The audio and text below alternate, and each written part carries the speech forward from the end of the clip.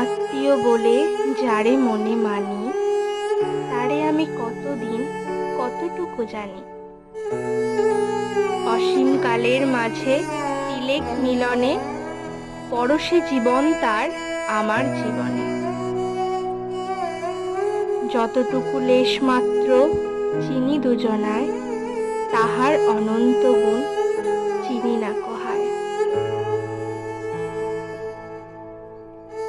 আজ 22শে শ্রাবণ, কবিগুরু রবীন্দ্রনাথ ঠাকুরের প্রয়াণ দিবসে